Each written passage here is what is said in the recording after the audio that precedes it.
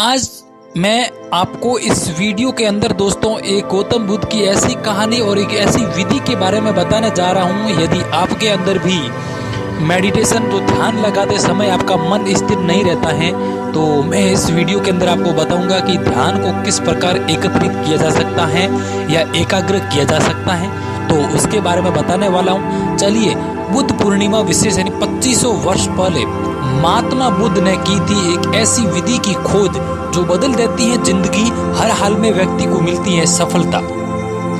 हर साल बैसाख माह की पूर्णिमा को बुद्ध पूर्णिमा के रूप में मनाया जाता है। कहा जाता है कि इस दिन महात्मा गौतम बुद्ध का जन्म हुआ था और इसी दिन बोधि वृक्ष के नीचे उन्हें ज्ञान की प्राप्ति हुई थी और इसी दिन उनका महानिर्वाण भी हुआ था।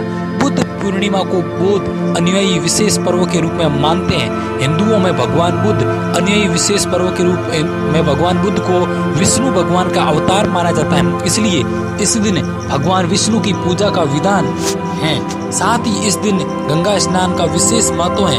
आज 18 मई को बुद्ध पूर्णिमा, इस मौके पर आपको बताने जा रहे हैं ध्यान देव यानी कि मेडिसिन की एक ऐसी विधि के बारे में जिसकी खोज महात्मा बुद्ध ने की थी और इसे विपस्यना या विपस्यना के नाम से जाना जाता है। जानिए क्या है विपस्यना। तो विपस्यना या विपस्यना एक बेहद प्राचीन ध्यान की विधि है। कहा जाता है कि इसका जिक्र भगवान श्री कृष्ण ने गीता में किया था और वही ऋग्वेद में इसका उल्लेख है। समय के साथ ये पूरी तरह विलुप्त हो चुकी हैं। करीब 2500 वर्ष पूर्व महात्मा गौतम बुद्ध ने फिर से इसकी खोज की और इसे पुनर्जीवित किया था। विपस्यना का अर्थ है कि जो वस्तु जैसी है उसे उसी रूप में सहजता के साथ देखना। यह अंतर्मन की गहराइयों तक जाकर आत्मनिरीक्षण द्वारा आत्मशुद्धि की साधना है। सांसों के साक्षी भाव से होती है शुरुआत। इसकी शुरुआत सांसों से होती है। सबसे पहले सुखासन, वज्रासन या किसी भी आसन में बैठ जाएं और इसके बाद व्यक्ति को सांसों को साक्षी भाव में देखना सिखाया जाता है। नाक के दोनों छिद्रों पर ध्यान केंद्रित करके सांस पर ध्यान देना है कि सांस कब आई और कब गई। इसे सहज रूप में ही देखना होता है। न लंबा खींचते हैं न छोटा करते हैं। सहजता से सांस जिस तरह आ रही है और जिस तरह जा रही है बस उसे स्वाभाविक रूप से देखना या नोटिस करना होता है। और इस बीच यदि किसी तरह का विचार आता है तो उसे आने दें और फिर उसे ध्यान सांसों पर टिका लें। धीरे धीरे शरीर की हर गतिविधि पर नजर रखें। जब सांसों पर आपका ध्यान रुकने लगता है तब आपके प्रक्रिया सिखाते हैं। इसके बाद मन को सिर के ऊपरी हिस्से में केंद्रित कराया जाता है। जब ध्यान सिर के ऊपर हिस्से पर पूरी तरह होता है तब हमें पता चलता है कि शरीर के ऊपर के हिस्से में क्या चल रहा है और किसी को पल से चलती हुई महसूस होती है तो किसी को कुछ और। इसके बाद अपने ध्यान को धीरे धीरे शरीर के अंदर भ्रमण कराते हुए माथे, आंख, नाक, कान, गर्दन, कंधा, सीना, पीठ, कमर, पेट, जांघ, पैर से लेकर तलवे तक हर हिस्से में ले जाते हैं और थोड़ी थोड़ी देर के लिए रोककर वहां की गतिविधि को महसूस किया जाता है। और इस बीच विपस्यना करने वाले को शरीर के अलग अलग हिस्सों में अलग अलग अनुभूति होती है।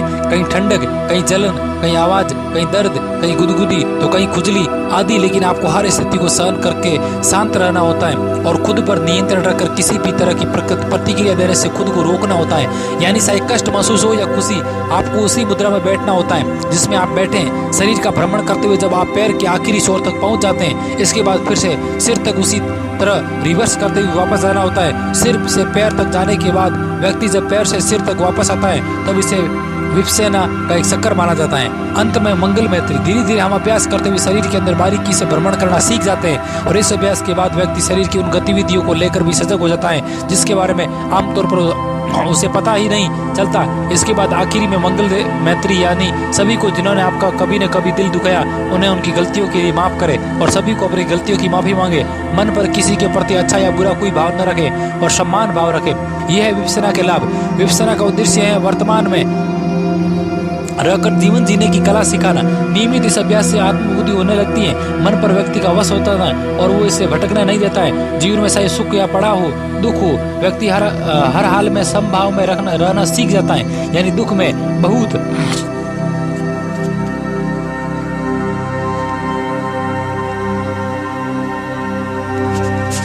दुखी न होता है और सुख में बहुत सुखी नहीं होता। वो इन्हें सिर्फ जीवन के एक घटनाक्रम के रूप में देखना सीख जाता है। व्यक्ति की एकाग्रता बढ़ती है और बड़ी से बड़ी मुश्किलें में भी वो विचलित नहीं होता है। साथ ही बड़ी से बड़ी खुशी में अति उत्साहित नहीं होता है। जीवन में सुख दुख का तालमेल बैठाना सीखकर वर्तमान में जीना सीख जाता है और जिस काम में लगता है उसमें सफलता हर हालत में प्राप्त प्राप्त होती है। तो दोस्तों, इस कहानी को, महात्मा बुद्ध की कहानी को देखकर आपको भी अच्छा महसूस हुआ होगा और वीडियो अच्छा लगा है, कहानी अच्छी लगी है तो वीडियो को लाइक कर दीजिए और चैनल पर फर्स्ट बार है तो चैनल को सब्सक्राइब अवश्य करो और ऐसी ही कहानी देखने के लिए हमारे चैनल को सब्सक्राइब करें और बेल आइकन को प्रेस करें ताकि आने वाली वीडियो का नोटिफिकेशन आपको हर वक्त मिलता रहे।